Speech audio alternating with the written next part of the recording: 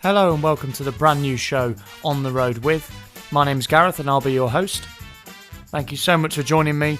I'll be talking to a lot of different touring professionals in the performing arts industries, the entertainment industry, about what touring means to them, the different people they've worked with, how they got into it in the first place, and what it means for their mental health.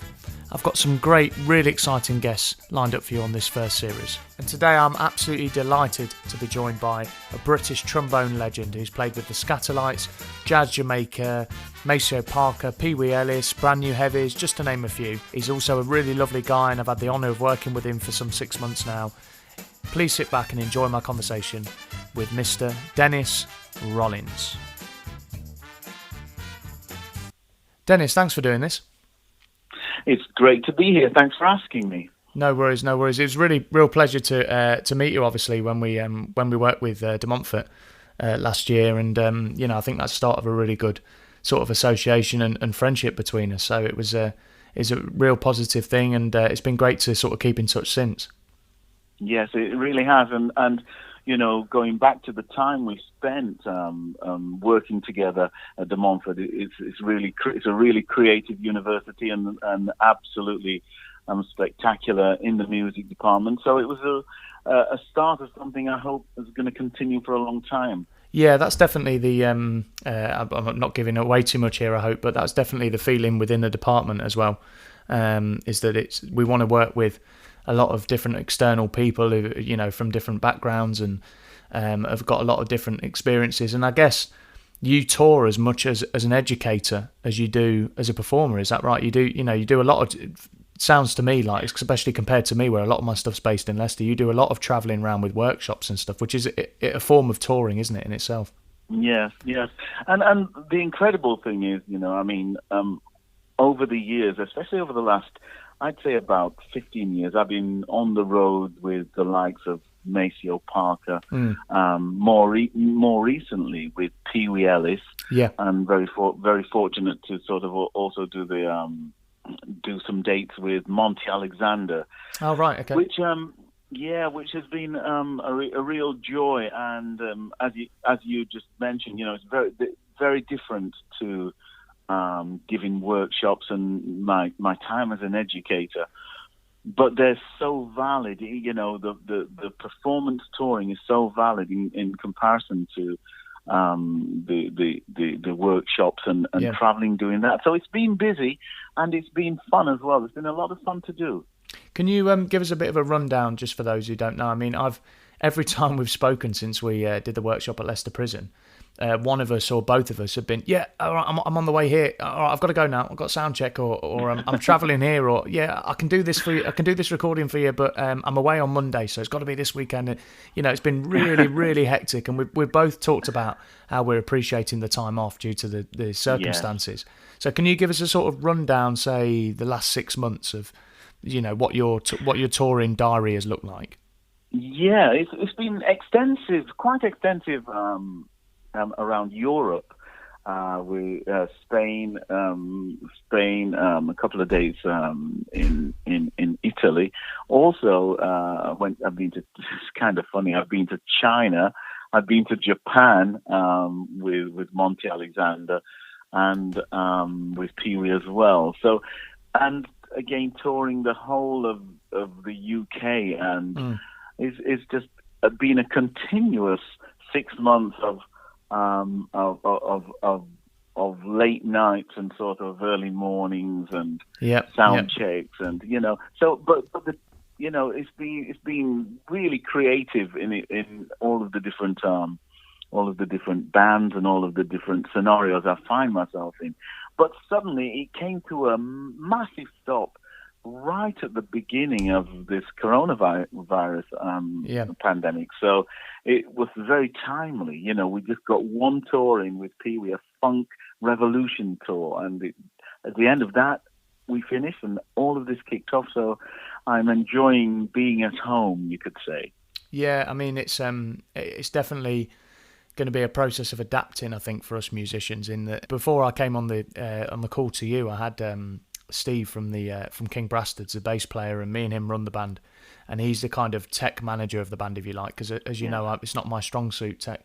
And he came round with a portable recording setup because we're finishing the DMU debut album he's going to be going round to people's houses, but waiting in the car, so he's obviously social distancing, and then dropping equipment on their door, a mic and a stand and these various packs, an in-ear monitor pack and all that, and he's actually going to be recording remotely outside their houses.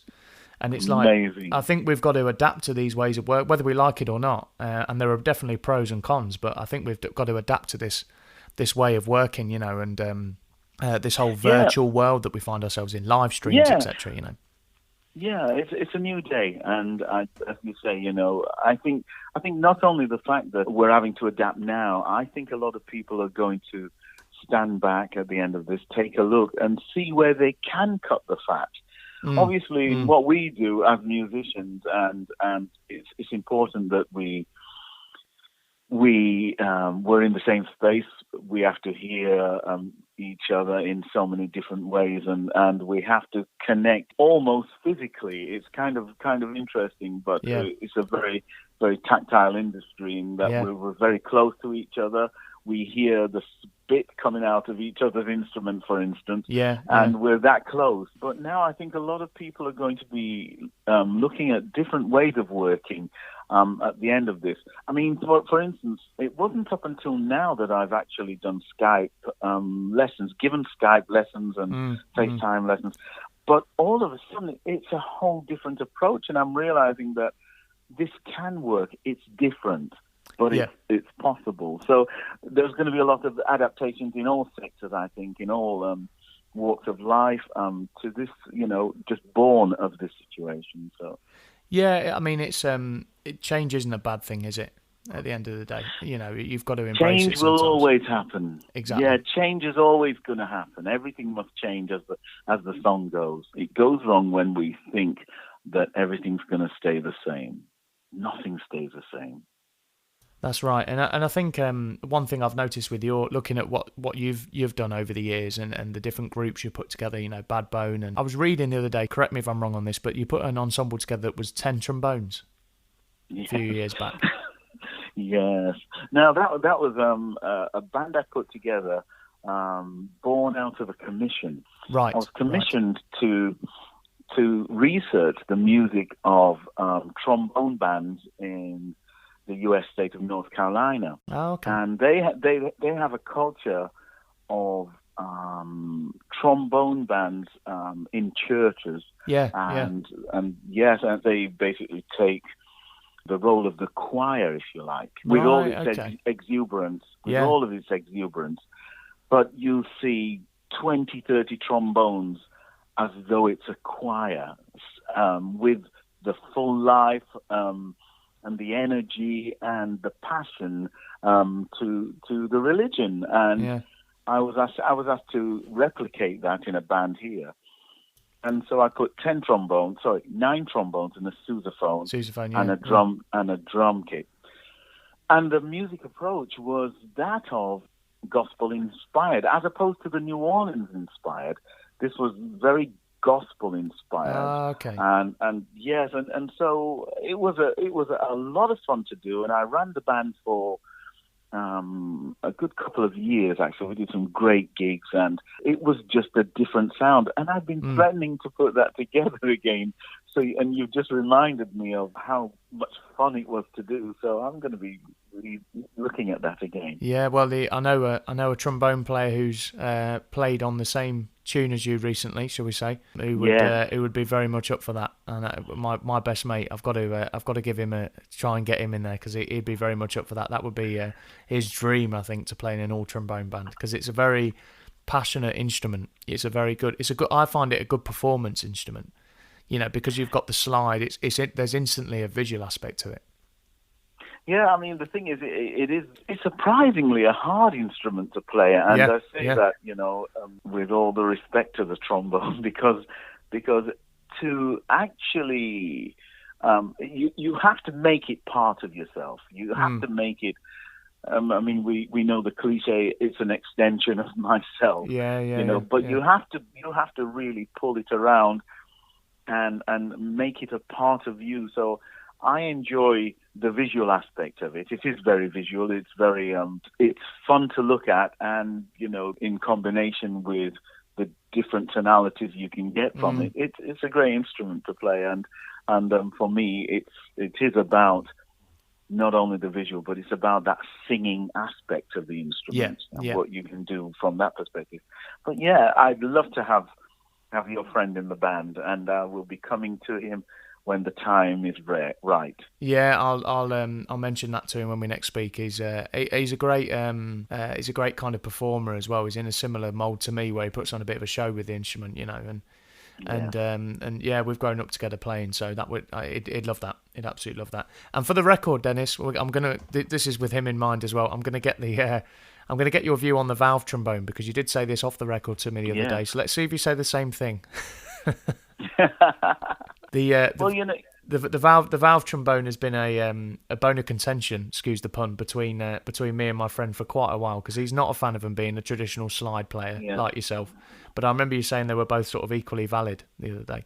I do feel that, and I've got a real passionate listening affair, and I'll put it that, a passionate listening affair with Bob Brookmeyer at the moment. Oh, right, yeah. And for anyone who doesn't know, Bob Brookmeyer is a beautiful trombone player, West Coast, and what he actually plays and the way he can make a valve trombone sound, you would be mistaken to think that it's a slide trombone.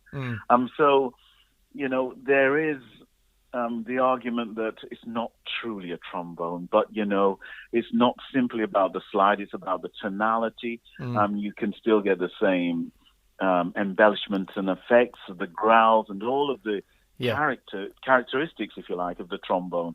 But you have this subtlety of valve movement, and it's a beautiful, beautiful sound. But anyone who would want to deny the sound of a valve trombone, listen to musicians like Bob Brookmeyer or even James Morrison. Yes, absolutely. And again, he's good on both, though, isn't he? He's yes. He gets a good sound out of both. Yes, and James Morrison's just brought out a new trombone. I haven't as yet checked it, but I've sort of briefly seen it, and it's the Superbone. That's right, yeah.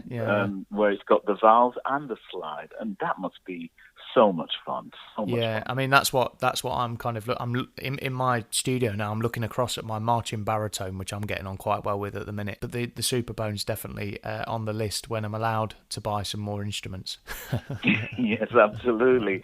I mean, it's something that I've wanted to do, to get a valve trombone. I haven't owned one as yet, and I can see I'm going to spend some time in the future with valves more. Yeah. So you look at obviously we've collaborated recently, not just through De Montfort, but also with the Brastards, and I'm going to play the show out with that track. Great solos on there. Thank you for those. And what do you think? What do you find more? Do you find either more or less enjoyable collaborating live, so on a stage with that spontaneity, what's going to happen, or do you prefer a studio collaboration, or do you like both? Well, I'm a big fan of both, and I'm very, very fortunate that I'm studio savvy enough, or should I say, enough to record the music I want to hear, or enough to get around. And if I'm given projects, I can spend time in my studio and work it all out. So I've sort of grown up musically with both studios and and obviously the live thing. I'm a big passionate believer in both. I love to be in both arenas, and they are very different. Different mindset, isn't it? Yes, especially when you're in collaboration. The interesting thing in studio collaboration is you have to so much stand back and be humble. I suppose it's the same in live, but you just have to stand back and be humble and allow the other participant to express. And if you go into it from that perspective, it always works out. Again, studio or live, always works out. It's when you've got such a strong idea. of how you think something should go, and you stick to it. It's like, no, that's when collaborations don't work. Yeah. And I've been in situations where that's happened, and you realise that it's not a true collaboration. Yeah, it's definitely you have to kind of put egos aside. I was writing with remember when we went for a pint after one of the DMU sessions, there was a guy called Ben there, the sax player. Well, he plays pretty much everything really, really well. He's one of those annoying people who plays everything pretty well. And and we're writing a song together at the minute, and we were talking about what to do with it. And I said to him, something that I'd picked up was that you do what's best for the song. You try and take ego out of it, and you try and take personal feelings out of it, and you do whatever's going to work for the song, even if that means drafting in other people. You shouldn't be afraid to do that. Yeah. And it's the same with live, I guess, as well. Live, for me, live has got the maybe slightly more excitement sometimes, because you don't truly know what's going to happen. And I'm sure we've both been in situations where it's gone one way or the other on stage. But whereas studio, you can take your time a little bit more. So it kind of depends what mood you're in, I guess. There's merits to both. Yeah.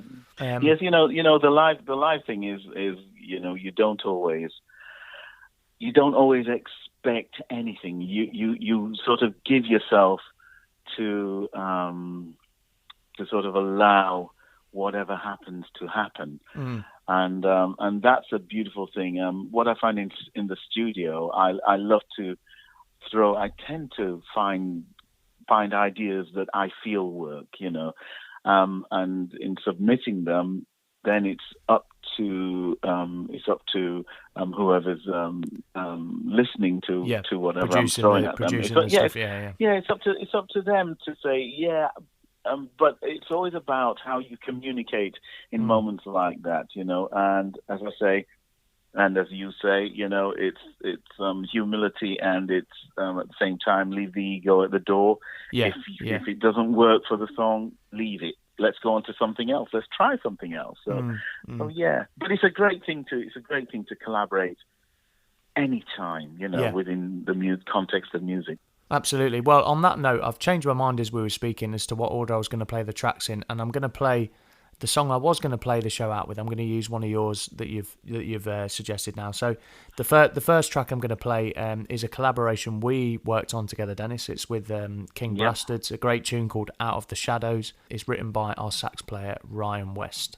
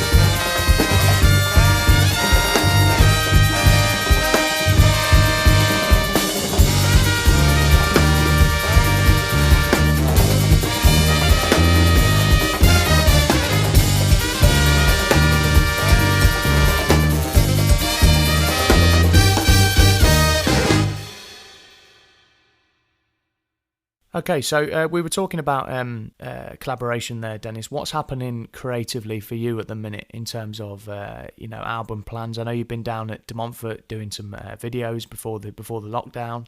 What's the Yeah. plan whenever we come out of this situation? Well, I have a couple of things that I'm sort of working on, and one is very educational for the trombone. Yeah. I don't want to give too much away about it because it's so exciting. I want it to sort of hit in a really nice, fresh kind of way. Yeah. But it's based on funky trombone playing, okay. and Yeah. it's educational for trombone players, even sax players, trumpet players, whoever wants to take on the vibe of what I'm going to do. But that's going to be released later on in the year. Cool. And so I'm working. So this downtime time is absolutely fantastic, and it's enough time for me to spend time doing lots of video recording, a lot of audio stuff, in a view to have that together for later on in the year. And it's also, this time is also giving me a chance to sit and write for the trio. I have an organ trio, as you know, an organ trio, drums, or Hammond organ, trombone, velocity trio that I'm writing for constantly. I've not seen that setup yet. I've only seen the kind of bigger, more funk-driven ensemble that you've got. I've not seen the smaller thing yet, but I've heard good things about it. Yes, thank you. Well, this band, there's a lot of freedom in it. There's so much freedom in performance, a lot of space sonically for us to express as individuals and as the collective. So it's skeleton writing. It's writing themes. It's writing sort of heads and lots of improvisation, coupled with the all of the effects that I use with the trombone. Yeah, so of course. Yeah. It's a lot of fun. So I'm involved in writing for that. I'm doing a lot of the video work, and I'm still doing a lot of teaching online, which is kind of amazing. In this period, I'm practically busy every day teaching, which is kind of incredible, really. But I suppose a lot of people have got downtime and they're at home doing nothing. So I shouldn't be surprised, but it does surprise me. And I'm basically just trying to think of the next move.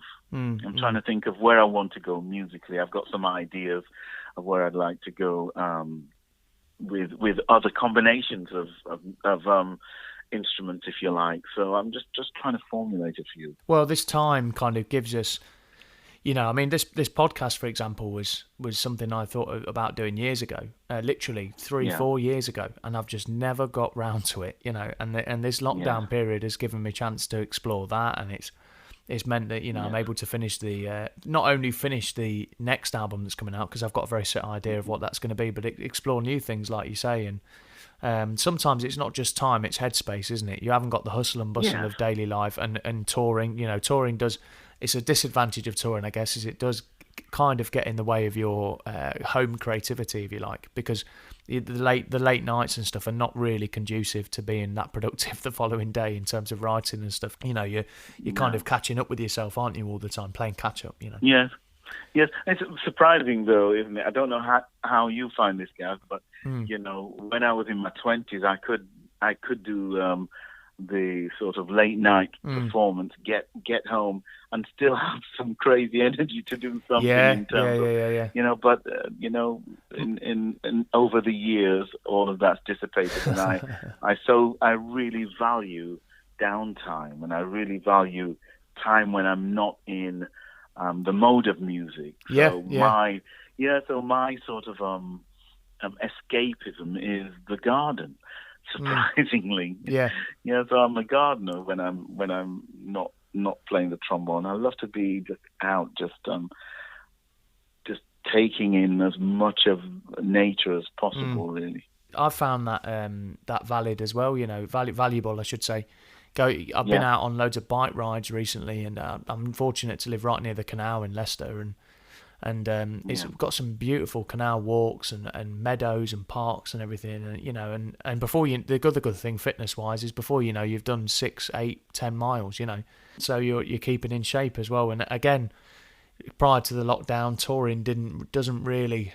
It's difficult. I admire people when they're on tour and you see. I'm thinking of a certain trumpet player I work with, and I always see he goes to all over the world playing, and he posts photos where he's just been for a run and stuff like that, and I think I could not face that. Not because I'm getting wasted or anything like that, but you just the two don't really go together for me. You know, keeping in shape and being on the road. Yeah, you know, when you're on the road, it's quite interesting. A lot of people think you're abroad in a beautiful country. You must be having a fantastic time. When the reality of it is, it's so hard work. You sit on a tour bus, for instance, and you get to a venue, you do a sound check, and you're rushing to eat, then you're rushing back to the hotel to get a quick wash and change, and then before you know it, you're back at the venue, finish the gig, and then it's like, get to bed, get some sleep quickly, to get up in the morning to do it all over again. Yeah. And if you're able to fit in exercise, it's fantastic, but I find that I'm so tired when I'm touring. Yeah. It is incredible to see those who can mentally fit that in and fit the exercise regimes and explore. You know, it's great to see. But it's not me. No. Well, also your sleep pattern is completely all over the place, isn't it? Because you're really to bed late, but you're quite often up early, and then I don't know about you, but for the first few nights on a tour bus, I never quite sleep as I normally do, and then after that, I sleep like a baby. I sleep too much. Yeah. And I end up sleeping into the day and missing breakfast, and then there's breakfast laid on at the next place, and it's really nice, so you get up really early, but then you're tired for the gig, and there's no routine to it really whatsoever. You don't really settle into a routine. No, but you know, the joy or the reward for us as musicians is when we hit that stage, you forget all of the things that have happened in the day, all of the hardships, which, you know, to call them hardships is an insult really, because we're blessed to be doing what we're doing. We're lucky, absolutely. Yeah. Absolutely. And you know, there are a lot of people I know who would love to put themselves in the hardship situation of having to tour on a bus and get up late you know. So I had to catch myself a while ago moaning about being on tour and then thinking, just a minute, Dennis, you're getting paid really well to do what you do, and you're enjoying what you do. And it's only when you stand back and really, really analyze, you know, where you are and what you're doing, that you have to eat humble pie and say, boy, I'm very lucky to be doing this. Absolutely. Yeah, no, I couldn't agree more. We're going to play a track that's kind of inspired you now, Dennis. We talked about it before we went on air, and you corrected me that it was a trumpet he was holding on the album cover. So can you explain this one a bit for people? This is a track from a trumpet player called John DeVersa. He's based in the US, in LA, and he's the son of a great trumpet player called Jay DeVersa, who used to play for Stan Kenton's band. Now, John is an incredible big band producer and composer, and he's done a series of albums. One of which has really grabbed me. The album's called Junk Wagon, and this track is a hybrid of funk, of world. It's got rap. It's got very traditional big band harmonies. It's got very film score dynamics to the arrangement. It's quite cinematic, isn't it? Yeah, it's fantastic. And this is called The Bridge Part 1.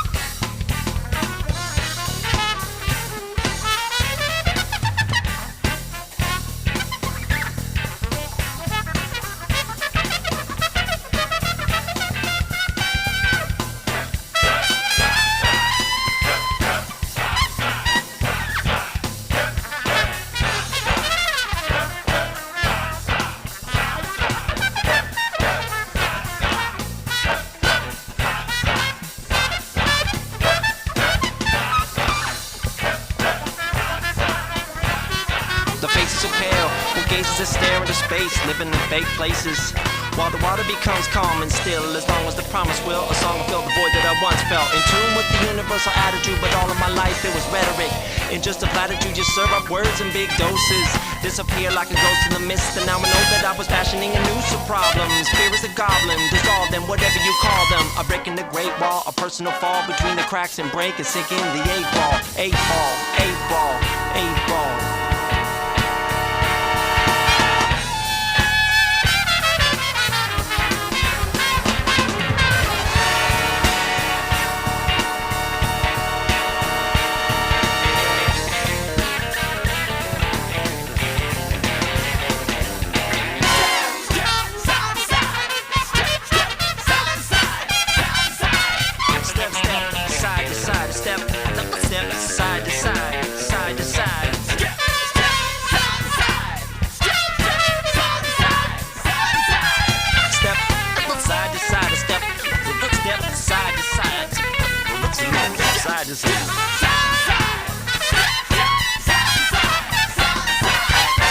I can't decide to step to the right, to the left, to the right, to the left. I kept side to side.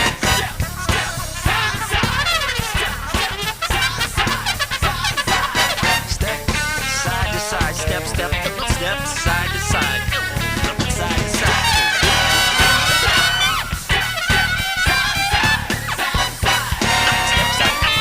Step side, step side.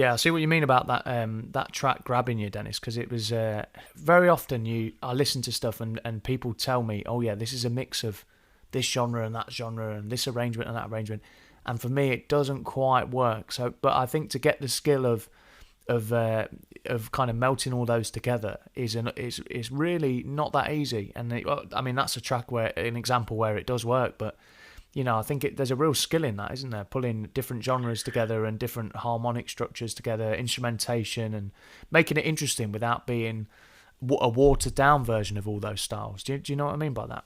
Yes, and to me, this track, I mean, I listened to the whole album naturally, but this track to me is so exciting is because there's a surprise around every corner. There are tempo changes, there's elements of rap, there's great production in there as well, where listening you can hear people in the studio having fun as well. Well, so, that's a good thing. That's a good thing, Yeah, so it's a great track. It's really well produced. It's fun. It's got John DeVersa takes on elements of Randy Brecker with the wah wah trumpet. It's just exciting. Yeah. It's just exciting. Going back to the whole you said something earlier about when you get on that stage and you forget all that. You forget the long day. You forget the early start. For me, I forget the night before. However, if it was great or terrible, I forget the night before. And I think you're only as good as your last gig. Let's make this one count. What mental preparation do you go for that? People talk about sportsmen have certain routines before they kick a penalty or whatever, take a penalty, I should say. You can tell I'm not a football person. But what mental preparation goes into a show for you? For me, my mental preparation tends to start about 4 hours before, and the 4 hours before a show, obviously I'm trying to balance. Do I eat? Yeah, that's always a big question. How much do I eat? How much do I, eat to give me the energy to do the job I want to do? It starts there. Moving closer to the show, it's for me, I need a space of silence. Mm-hmm. So a space of silence just to focus on the job in hand. So it's just so I can visualize the show, visualize as much as possible reactions to what I'm about to do, and also just go through the show in my head, going through the cues, going through who I'm going to cue at what point. Yeah, because you're a band leader as well, aren't you? Obviously, we're both band leaders, and that's a role in itself. It's not just about how you perform; it's getting the best out of the others and being on point for them. Absolutely, and then you've got to perform. So then it's really a period for me. It's a period of making sure that I'm prepared physically. With the breathing, with making sure that I've sort of stretched enough to do what I need to do. But more than anything, it's that mental space. I need a silent space. I mean, I'm sure you've been in these situations yourself where just an hour before you're about to go on stage for something really big, the dressing room is like a party. Like you can't prepare. I can't prepare if I'm in that scenario. No. I've been it.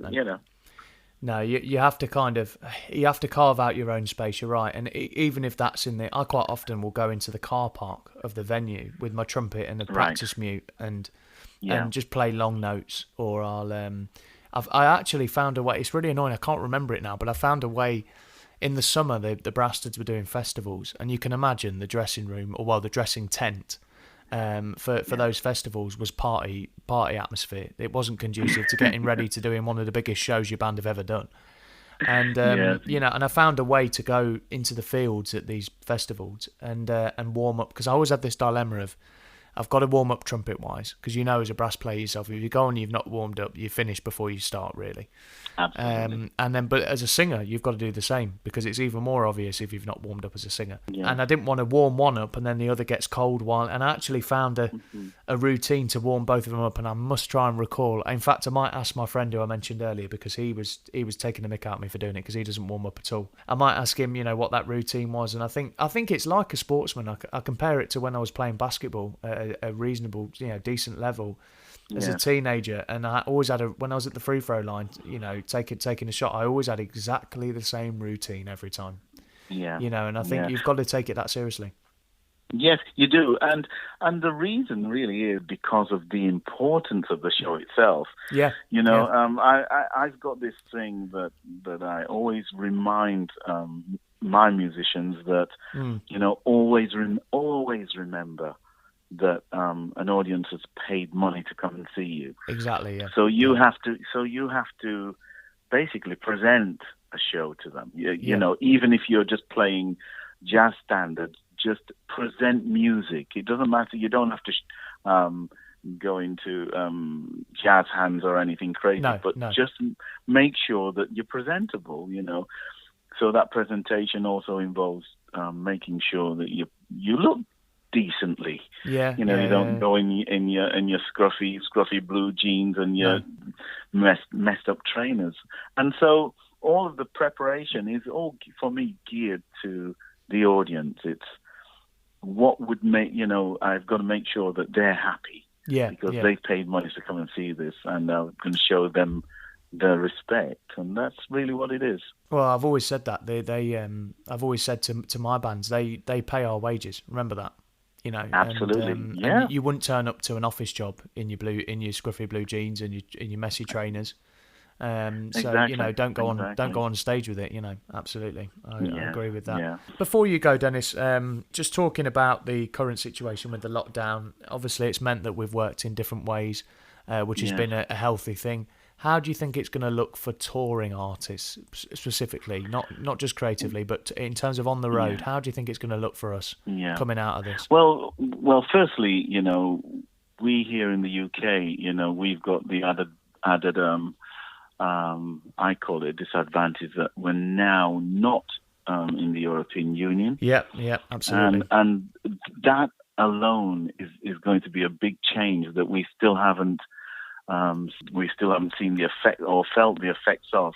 No. Couple that with the coronavirus pandemic now, I think it's going to be a long time until we see ourselves back on the road doing what we love to do and doing because we have a situation now that people are still afraid, for one. They're still afraid to be, or they will be afraid to be in collective spaces. And I think part of one of the biggest things that musicians, I don't know if they are thinking about it, I feel that we've got to give a lot of support to the venues because what's going to happen now, a lot of venues are going to go under.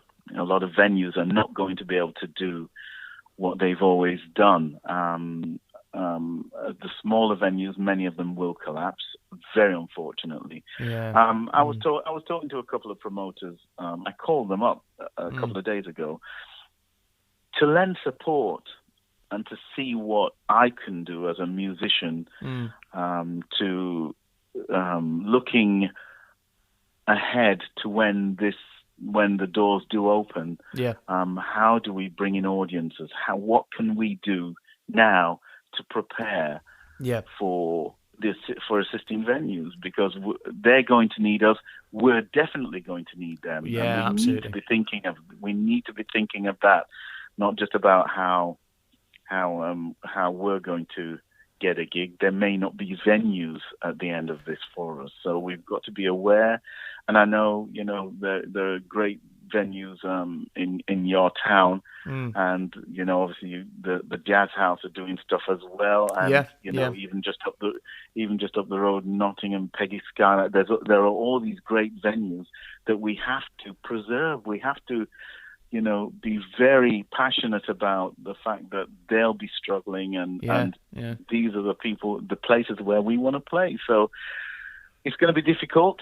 And it's going to, but musicians and promoters can't do it alone. We need each other and we have to work together to do it. Yeah, I think musicians have always one thing I love about being a musician is that there's a real community feel about it, and we're all we all do go through a lot together, and part of that is being on the road, the ups and downs of that, supporting each other mental health wise and that kind of thing.